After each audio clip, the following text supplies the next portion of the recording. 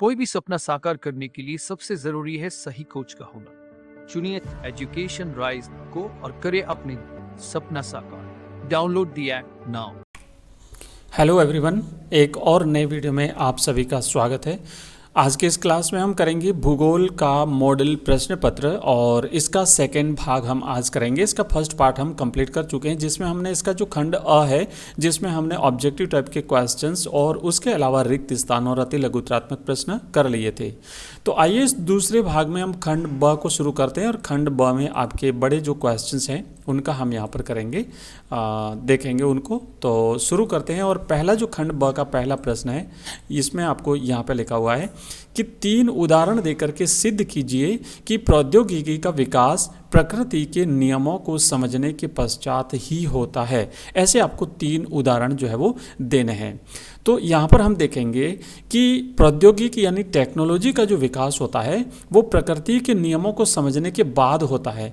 तो इसमें हम ये लिखेंगे कि प्रौद्योगिकी किसी समाज में सांस्कृतिक विकास के स्तर की सूचक है। मतलब कोई भी समाज सांस्कृतिक स्तर पर संस्कृति के स्तर पर किस स्तर तक पहुंच चुका है।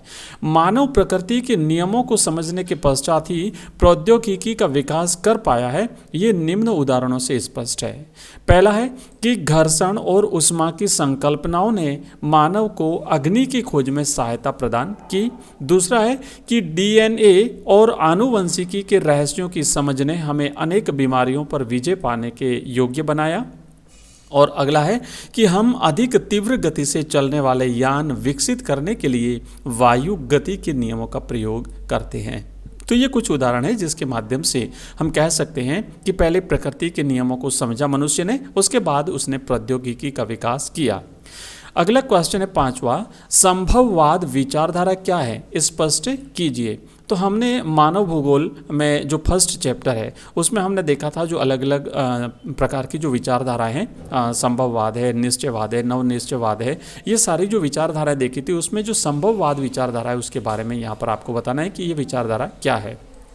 तो आप लिखेंगे कि फ्रांसीसी विद्वानों द्वारा प्रतिपादित संभववाद की विचारधारा यह बताती है कि प्रकृति मानव को अनेक संभावनाएं प्रदान करती है और मानव इन संभावनाओं का स्वामी होने के नाते इनके उपयोग का निर्णय करता होता है। मतलब ये व्यक्ति पर डिपेंड करता है कि वो इसमें से कौन सी चीज़ को चूज करेगा, है ना, निर्णय उसे करना है। और प्रकृति जो है वो संभावनाएं प्रदान करती है, व्यक्ति के सामने जो है वो संभावनाएं उसे देती है। वस्तुतः संभववादियों के लिए मानव की चयन करने की स्वतंत्रता सबसे अधिक महत्वपूर्ण है, न कि प्रकृति और उसका प्रभाव। मतलब अवसर होता है मनुष्य के सामने विभिन्न विकल्पों में से कौन सा विकल्प उसे जो वो चूज करना है, ये संभववादी बताते हैं। समय के साथ साथ लोग अपने पर्यावरण एवं प्राकृतिक बलों को भलीभांति समझने लगते हैं। वे अधिक सक्षम प्रौद्योगिकी का विकास कर अपना सामाजिक और सांस्कृतिक विकास भी करते हैं। आधुनिक मानव इसी सक्षम प्रौद्योगिकी के बल पर पर्यावरण से विभिन्न संसाधनों को प्राप्त करके अनेक संभावनाओं या अवसरों को जन्म देता है। ये संभववाद ने बताया है, संभववाद की ये देन है। नेक्स्ट अगला प्रश्न है 6ठा, मानव भूगोल के विषय क्षेत्र के मुख्य पक्ष कौन कौन से हैं। तो हम बात कर रहे हैं मानव भूगोल के जो विषय क्षेत्र के जो भिन्न भिन्न पक्ष हैं उसकी। तो आप इसमें लिखेंगे आंसर। और आंसर पढ़ने से पहले मैं आपको बता दूं कि अगर आप इस वीडियो की पीडीएफ चाहते हैं और हमारी सभी वीडियोस की पीडीएफ अगर आप चाहते हैं तो आप हमारा ऐप डाउनलोड करेंगे।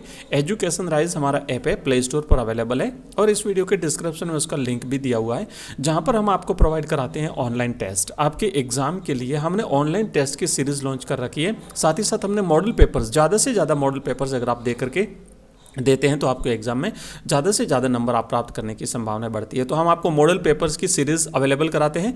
इसके अलावा हमारे सभी वीडियो लेक्चर्स आपको वहाँ पर मिल जाएंगे, कंप्लीट आपको कोर्स भी मिलेगा।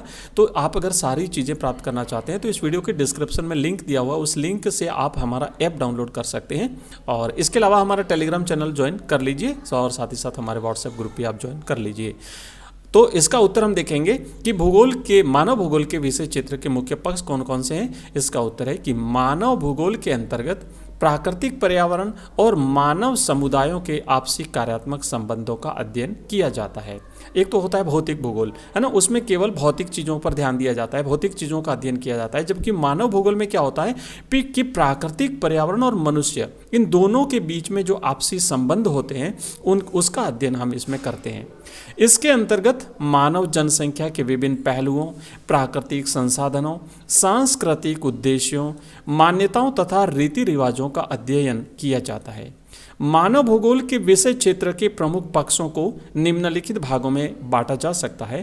तो पहला है मानव संसाधन, दूसरा है प्रदेश में मौजूद विभिन्न प्राकृतिक संसाधन, अगला है मानव निर्मित सांस्कृतिक भूदृश्य, अगला है मानव और वातावरण के मध्य आपसी समायोजन, अगला है विभिन्न उद्देश्यों के मध्य आर्थिक सामाजिक सांस्कृतिक संबंध, और नेक्स्ट है कालिक विश्लेषण। अगला प्रश्न है 7वां, संयुक्त राष्ट्र विकास कार्यक्रम ने नगर रणनीति की कौन कौन सी प्राथमिकताएं बताई है?